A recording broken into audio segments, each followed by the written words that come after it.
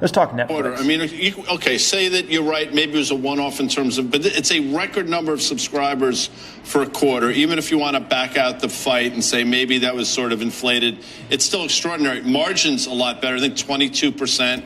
Their ad tier now goes to $7.99 from $6.99. They're going to jack up prices. Remember, it was about 7 or 8 years ago they did that. The stock market didn't like it, but now they're in a much different place. So I don't think you chase it here. I think we were pretty consistent the last couple of weeks. The sell-off into earnings, I thought the setup was good.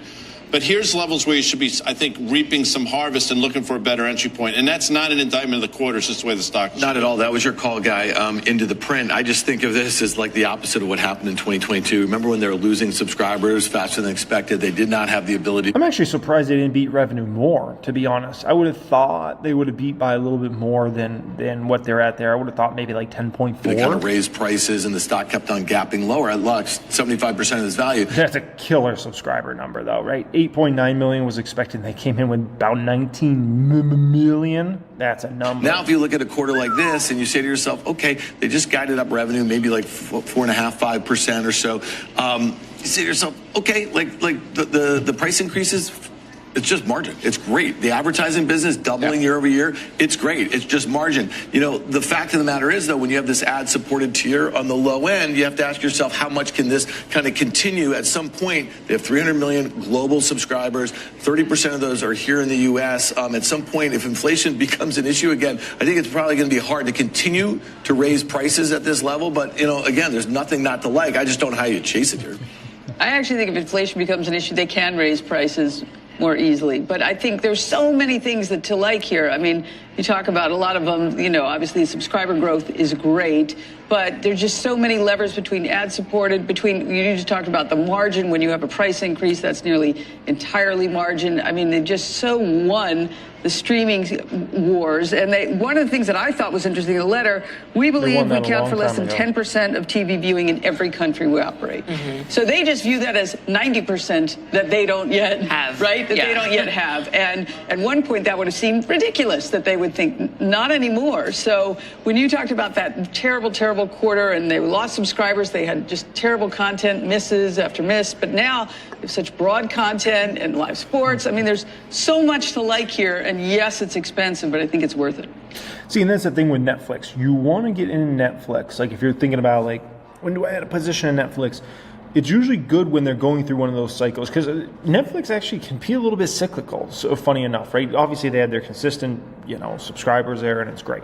But it can be a little cyclical in terms of, I've seen it several times in Netflix life cycle over the last 10 years where there's certain time periods they pull in crazy subscribers like this past quarter, right? And they come through with that beat and it's like, oh my gosh, 19 million subscribers? Like what? And 9 million was expected. That's ridiculous, right? But then they'll go through these cold patches where, content's just missing, right? And I just feel like Netflix has been hot, man. Over the last, I would say, few months, they had that Jake Paul-Mike Tyson fight. They had the Chiefs game on Christmas. I think that was big. They've had Squid Games, Squid Games. They just feel like they've been on as far as like just boom, boom, boom, like having people talking about Netflix, excited about Netflix and the products and whatnot. So at the end of the day, I think Netflix is pretty damn impressive. It is. I used to own the stock, and I regret selling, man. I regret selling. There's no debating that. I regret selling the stock immensely. I think this quarter was something that the market was pricing in before the quarter, but at the same time, I think this quarter was so extraordinary that I think you're going to see the street continue to upgrade. In other words, I think no one's surprised by the operational leverage in their business and that this is a company that, as Dan said, is dropping everything to the bottom line at this point, and that's what's really exciting about it. So I actually think that although it's been an incredible run for Netflix, and Dan referenced that low point back in May of 22, this stock's up almost 500% from May of 22. And guess who bought it back then? This guy. I bought it back then in 22 when the stock was crashing, right? I never thought I would ever own Netflix stock. Like, it was shocking that I had bought the stock. But it had fallen so much, it was just like, you're going to give me Netflix? I think I bought it at like $185 or some crazy price that it was just like ridiculous. Like it was less than $200 a share. And I'm like, okay, like you're going to give me Netflix under 200? Like I'll take shares. And I obviously made a lot of money in a very short amount of time as the stock came back. And then I took my profits and I definitely regret I regret taking those profits, man. I should have just held those shares. Like, it's freaking Netflix. Like, yes, I got it at a steal deal. Yes, I made a fortune, like, very, very quickly as that stock recovered. But why not just hold it for the long term? Like, it's Netflix. It's Netflix.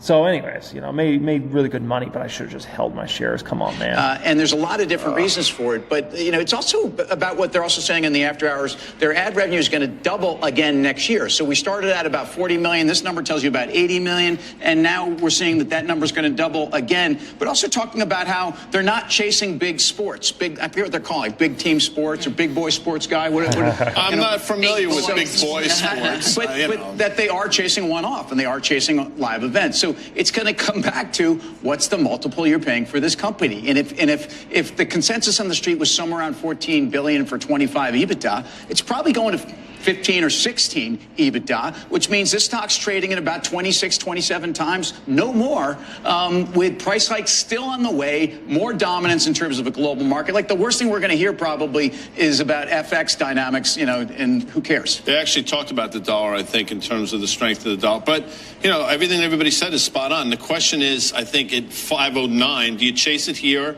The prior all-time high, I think, was 942. So, I think good practice suggests we'll visit that at some point. So if you've missed the run, I think that's your entry point. But it's a remarkable quarter on just about every metric. Does Netflix, though, deserve to be re-rated at this point? I mean, to your point about inflation, haven't we proven that Netflix story is sort of Teflon in the face of inflation? Yeah, So what's likely to happen in Netflix stock in the short term, meaning over the next few months? What I believe will happen with Netflix now is the stock's going to have a huge blow-off top scenario. It's going to have massive momentum, a lot of trader momentum. People are going to be really excited about it. Next quarter should be good as well, but it's not going to be as impressive as this past quarter, in my opinion. And so you'll come through with another banger quarter, just not as banger-ish, we can call it, as this past quarter. And then after that, that's when things are going to get probably... The momentum's going to slow in Netflix, and then we'll start to, Netflix will have a cold cycle. Maybe it's, second half of of this year or something like that. Maybe it's over the summertime. Something will happen, and the Netflix stock will fall dramatically again. No, when I say dramatically, it's not going down a ton or 200 again. I can tell you that much. But it'll have a blow-off top scenario now, or maybe it goes to 1,100, 1,200, 1,400, 1,500. Like, there's, I've seen Netflix make some incredible moves very quickly. Then the momentum will fade, the stock will kind of go flattish, and then they'll probably report a disappointing quarter or two as far on the subscriber front. People are going to freak out. They're going to think it's overvalued, made too big of a run. They're not doing the subscriber numbers they thought they were going to do, and that will be that. But that's just not. I mean, listen, I go back to it's funny that they're not chasing the big sports. If you look at what they did in the NFL, I think they had 25 million, viewers of each of those two games. They have 90 million, subscribers here. It's pretty astounding. Like, you can go after that Tyson fight. We all watched it. It was brutal. It was a long 4 hours. You know what I mean? Getting to that fight, and it was not a good fight. But what did they have? Like 60 million people. Like 20-some%. Listen, it's amazing. I think if they get in a battle for sports rights, that's a battle that they're probably going to have a hard time keeping some longevity to, because look at some of the deals that folks are doing for NBA rights. What was it, an $80 billion deal? I mean, I don't think they want any part of that. Yeah, and that's even better for the Netflix story, right? It's like, you all out there, you go fight over it, spend a lot of money. We're going to stick right here, and we're going to create our own events. Well, and who knows better than Netflix? Because, again, this at one point was a company that was paying to have reruns of, might as well have been the Brady Bunch, although I would have actually said that. But the point is, they were paying so much for content. All we do is talk about their content slate, how much it was going to cost. If anyone has an ability to discern where we want to spend on content and where we can actually make it by ourselves really cheap, I think this is the company you want to listen to. If they're not chasing big sports, I think, boy, I'd be a little worried if I was NBC or even CBS or ABC, all these people that are chasing big sports. Yeah, they do definitely seem focused on big events. I wouldn't be surprised if I still think they're going to pull Mayweather out of retirement at some point in time and have him do a big fight. I don't know against who, but I think they'll have him do a big fight at some point in time, which will be a whole big spectacle. I could see that definitely happening. But what's fascinating about the whole Jake Paul-Mike Tyson fight is, they made so much money. Like, it was reported, I think Jake Paul supposedly made like $50 million in the fight. And I know that sounds like a crazy number. Like, oh my gosh, it's so much. You got to understand, Netflix's market cap tomorrow will be up many tens of billions of dollars. So that Jake Paul Mike Tyson fight helped them beat these numbers, right? There's no doubt about it. There's no debating that. It helped them beat these numbers, come through with some epic numbers, right? Tomorrow the market cap's going to be up tens of billions of dollars. And Jake Paul and Mike Tyson combined probably made less than $100 million. So just understand, it's chess. It's not checkers, baby, okay? Hey, it's Jeremy. I hope you really enjoyed that clip here today. What you're looking at in front of you right there, that's 1000xstocks.com. That is my personal advanced software that I use to make my investment decisions when I go to invest in companies. As somebody that's been in the market 15 years, I got sick and tired of using these different services that folks have out there that are designed for traders in the market. People that are looking to get in and out of stocks. That's not what I'm here to do. I'm here to long-term invest.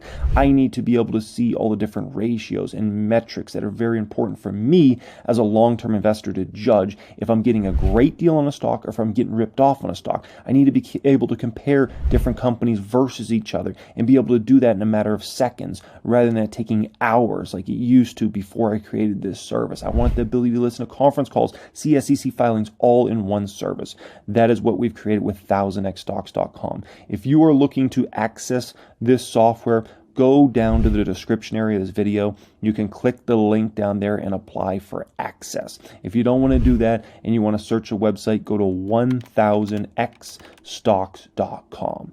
Enjoy it. Alrighty, let's get started here with Sofi. So, Sofi, what's my prediction here? Well, here's what we're looking at here in regards to Sofi Technologies.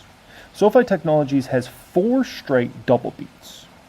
You always want to focus, like, is a company consistently beating their earnings per share and beating their revenues? Now, if you can consistently beat your earnings per share and you can consistently beat your revenue, I can tell you guys there's a high probability your stock's going to go beast. And if you look at SoFi stock, certainly in the last 6 months, what has it done? It's been an absolute animal. And the reason being is SoFi has now become a company that people are very confident they're going to come in with double beats, quarter in and quarter out, right? Which you couldn't have said in the past. Like, for instance, right here in the third quarter of 2023, they actually had a 21-cent miss their earnings per share. Here, they just basically met their expectations, right? If investors want to see you come in and beat numbers quarter after quarter after quarter, and if you do that, your stock will be rewarded very, very handsomely. Now, in my opinion here, here's what the expectations are for this quarter and next quarter. So analysts are expecting 4-cent EPS for this particular quarter. Keep in mind, last quarter they did 5 cents, right? Bag. This is in the bag, in my opinion. That's an easy beat, right? Easy, at least a meet, if not a beat there. As far as next quarter, 6 cents, same exact thing. That's an easy meet or beat there. So I'm not even concerned about misses at all on earnings per share. That should be easy peasy lemon squeezy. As far as revenue goes, they have about 14% growth for this current quarter they're in. Once again, that's in the bag, in my opinion. Like, easy peasy lemon squeezy. Next quarter is a little more difficult, but I do think they'll beat as far as that goes, if they give any guidance as far as that goes. About 22% growth year over year. The reason I'm feeling pretty darn confident in that beat for next quarter is really because I'm expecting quite a big beat here in this current quarter. So as long as they beat in this current quarter very nicely, next quarter should be, like I said, easy to go over 707 there. No, I thought this is something I'd show you guys here on 1000xstocks.com, right? Look at that. Look at that revenue growth over time, and look what's expected here for SoFi. I mean, that's the sort of company people are going to want to own more and more of. Like, at the end of the day, if you're a company and you can be trusted to come in and beat your earnings per share quarter after quarter after quarter, come in and beat your analyst expectations for revenue quarter after quarter after quarter, right? And you just consistently put up great growth year in and year out, everybody's going to want to own you. Like, it's as simple as that, man. It's a very simple game. Like, that's just, you got to remember, when investing, we can talk about PE ratios, forward Ps, all that stuff we always talk about, right? But at the end of the day, people are putting their hard-earned money into a stock, right? And they've got to have trust. And trust comes back to a lot of these things that are important, like coming in, beating your expectations, not missing expectations, not disappointing people, right? Coming in quarter in and quarter out. That's how trust is built, and that's where people feel comfortable putting their money into a stock, right? Now, as far as SoFi, if they come in and quad beat, I think the stock's going over $20 after earnings. If they miss, I think the stock's probably going down to like a $14 to $15 range. But I think this is a much higher probability than this, right? And as a SoFi shareholder that's up 148%, doesn't even really matter. Like, send the stock down. I would rather have the stock down. I'd rather buy some more shares here at this one, right? Than not. Alrighty, next one up here. Cheesecake Factory. So, what am I expecting here with cake? And what's my price prediction? Well, here's the deal with cake. 2 of the past 4 quarters have been double beats for this company, right? But it's inconsistent. Here's the deal. They missed very slightly. I mean, this is a teeny miss. $600,000 for companies this size is like nothing, right? But at the end of the day, it's still technically a miss. The previous quarter, they missed by $5 million, right? These 2 quarters, they beat on earnings per share and beat on revenue. So, it's inconsistent. I think that's part of the reason the stock doesn't have a much bigger valuation than it has right now, because people don't have as much trust that they're going to come in and beat their numbers. Now, here's what I'm expecting, at least for this quarter and next quarter. 91 cents expected in the bag, in my opinion. That's easy peasy lemon squeezy. 87 cents in the bag for the next quarter as well. As far as revenue growth goes, only 4% and about 4.7%. I think this holiday season was really good for the restaurants.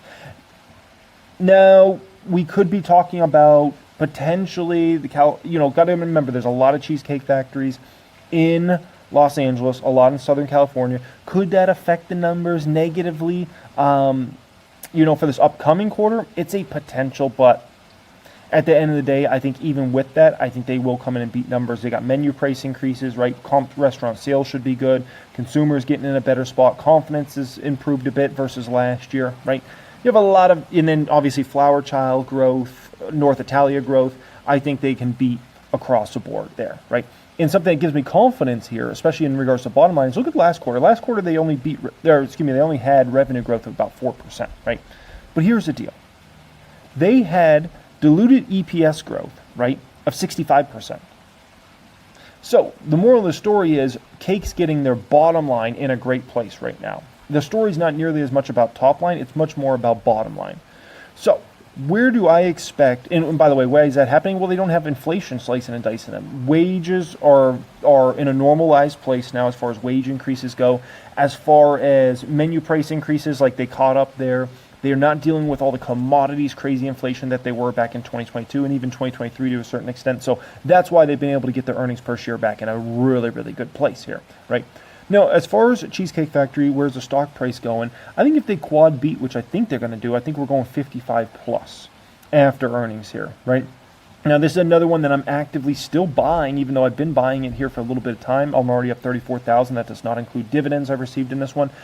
But yeah, I have a feeling we're probably going over 55 after earnings, but I hope we don't. Okay. Alrighty, next one up here, Nike. So here's the deal in regards to Nike. This company just reported, they reported a weird time. Like almost all the companies we're going to be going through here today are reporting over the next few weeks here. Nike is a freak company where they report way either late or early in the next earnings season, right? And so they've just reported earnings a little over a month ago on December 19th, right? And when they reported their earnings per share was 78 cents. They beat by 15 cents. Revenue came out at $12.35 billion for the quarter. That was a $240 million beat. And it just cracks me up because that's like a rough time for Nike, right? And it's just like any other apparel company basically in the world would gladly switch spots with Nike in a hot second. Like, it's just fascinating to see that, right? So as far as Nike goes, I don't have numbers yet and kind of what I'm expecting and whatnot yet. It's way too early in regards to Nike. I'll have those a little later on, right? Revolve, next one up here, RVLV, the fourth stock up here. So when it comes to Revolve, 3 of the past 4 quarters have been a double beat. They did have one miss on revenue a couple, 3 quarters ago essentially, and it was a $1 million miss on revenue, which is once again not a very big number as far as that goes. Now, as far as this company, I think as far as this quarter they're about to report, I think it was a very good holiday season. Everything I've seen out there for numbers so far and whatnot, I think it was a good holiday shopping season. I think this EPS is in the bag. I think that's in the bag, and then the revenue numbers in the bag as well. Easy peasy lemon squeezy. Now, where I'm not sure about is kind of the March quarter. As far as guidance there, I'm not really sure. I can't tell you I'm confident in anything as far as that goes, right? We have a lot of moving parts here, so I'm not really sure. As far as price prediction on Revolve, I wouldn't be surprised if it's $25 after earnings. I wouldn't be surprised if it's $40 after earnings. The stock does perform very well for me, 144% gain. And at the end of the day, they just have the right trends, right? E-commerce related, clothing related, selling to a little bit higher end customer base, average order volumes $300-ish, right? They're just in a really good spot for the long term, but in terms of predicting quarter in and quarter out what their numbers are, I think it's really, really difficult. But like I said, as far as this last quarter goes, I'm feeling very, very confident about that. That's in the bag, okay? Next one up here, Shopify. So Shopify is not a stock I own in the public account, but I do in my Patreon portfolio, and I wouldn't mind owning it in the public account as well. $106 stock as of right now. So what's going on here with Shopify? Well, here's the deal. 4 double beats for this quarter. Back to back to back to back. Double beats for this quarter now at this point in time. Actually, technically, it's been 8 beats, but we really focus in on the last 4 quarters, right? But it's really been 8 quarters in a row. So 10-cent beat, 4-cent beat, 3-cent beat, 6-cent beat. As far as revenue beats, 44 million, 70 million, 13 million, 33 million. So Shopify is clearly a company that you can count on coming in and beating their numbers, right? Here's the deal.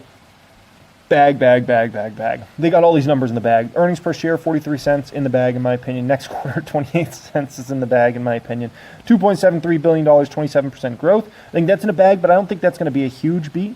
But I do think they're going to easily beat that next quarter number of 24% revenue growth as well. So across the board, easy, man. Quad beat, I think the stock goes 120. This is a position I have in the Patreon portfolio, up 65% on this now at this point in time. Keep in mind, even if it goes to 120, the stock's still way off 2021 highs. Let me also be very crystal clear about Shopify. If it goes down on earnings for any reason, that's a great buying opportunity for anybody that's looking to add a Shopify position. No dang doubt about that, right? By the way, if you ever want to join my Patreon, support my content, plus get access to see the stocks I'm buying and selling each week, you can always join there. It's in the description area of all my videos, including this video here today, right? That is very different than my private group. This is more if you just want a fan, you want to see what stocks I'm buying and selling each week, right? You can join there. My private group is much different. My private group is if you want to learn everything I got up here. If you want me to teach you everything about this game, that's my private group. If you're more of just a fan and you just want to see what I'm actively buying and selling with screenshots each week, then this is a thing to join, okay? So they're 2 kind of different purposes, and I just want to kind of explain that to everybody out there, right? Next one up here, Amazon stock. So, Amazon, here we go.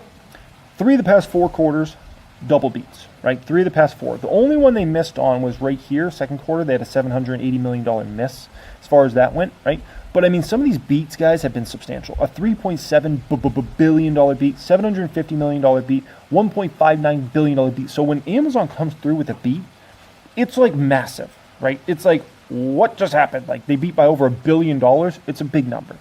As far as earnings per share goes, look at how much they've been beating their earnings per share by. 20 cents, 15 cents, 24 cents, 29 cents. That means quarter in and quarter out, this company's basically getting to much more profitable area than anybody had anticipated, right? Any of the analysts at least had anticipated.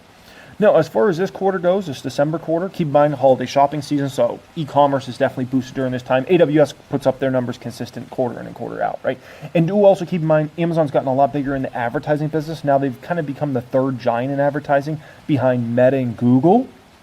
So that could definitely be positively affected, certainly in the October, November, December quarter that we're about to be reported. And the reason being is it was election time plus holiday shopping season, right? So the moral of the story is bags, baby. $1.48 earnings per share. Come on, man. Like, don't be surprised if they come in with a number close to 2. Don't be surprised. 139 for the following quarter. Come on, man. Those numbers are in the bag, in my opinion. And then these are in the bag. Analysts are only at 10%. 10% revenue growth for this quarter they're about to report, and 10% next quarter. I'm like, what are you guys looking at? The e-commerce business alone is going to have incredible growth. We know AWS has double-digit growth, and the advertising business is growing faster than both. Come on. Bags, baby. Bags. Oh my gosh. Amazon, going to be flipping my flapjacks. Look at their latest quarter they had reported, right? It was an A-plus quarter. I grade these income statements in my private stock group, right? And I post them for you guys, and I grade them. This is an A-plus, A-minus, so everybody can learn, like, you know, how to grade income statements, if it's good, if it's bad, all those sorts of things, right? Incredible. It was an A-plus quarter. Like, what are we doing here? What are we doing, right? They grew revenue from $143 billion to $158 billion, right? Analysts for this quarter, they're about to report here at 187 for the Christmas quarter, right? Easy peasy, lemon squeezy. $1.43 a diluted EPS. Give me a break, man. And here's the other thing with Amazon. You know, you always want to wonder, why does this company command such a big valuation? The reason being is it's a beast, man. how many companies can you count on growing like this, quarter in and quarter out, coming through with great growth, right? Double-digit growth. Like Amazon's going to grow double digits for years to go in the future. And the best thing is, look at the earnings per share growth really over the past year or so, year to year and a half. I mean, it's incredible, and this is not going to stop, right? They're going to keep spending on AI chips and all that stuff, but at the end of the day, in CapEx to build out AWS bigger and bigger, and obviously they'll always spend money on their e-commerce side of the business, but dude, like they have so much room for margin expansion and earnings per share expansion over this next decade. It's going to be a fun time, right? So where's Amazon after earnings? My guess is 250 plus. If it dips at all on earnings, buy the dip. And it's just one of those beast companies. Amazon's been a buy every day since it went IPO, and it remains to be true to this day. It's still a buy, and it's a buy before earnings. Here's the deal: Amazon, it's a buy before earnings. It's a buy after earnings, and that's regardless what happens with the stock. If the stock's at 230 after earnings, it's a buy. If it's at 210, it's a buy. If it's at 250, it doesn't matter. Because Amazon's likely going to be not even a question if it's going to be a $5 trillion company, but it's likely going to be a $10 trillion company someday. So when we're talking about $10 trillion plus company, it's a buy today. It was a buy yesterday. It was a buy the day before. It was a buy the last year, the year before, every year. Like, give me a break, man. It's Amazon, right? Someday Amazon won't be a buy, but it's not in this decade. Maybe after 2030, maybe we can start to have that debate. Maybe 2040, we can have that debate. But not in this decade, not in the 2020s. No.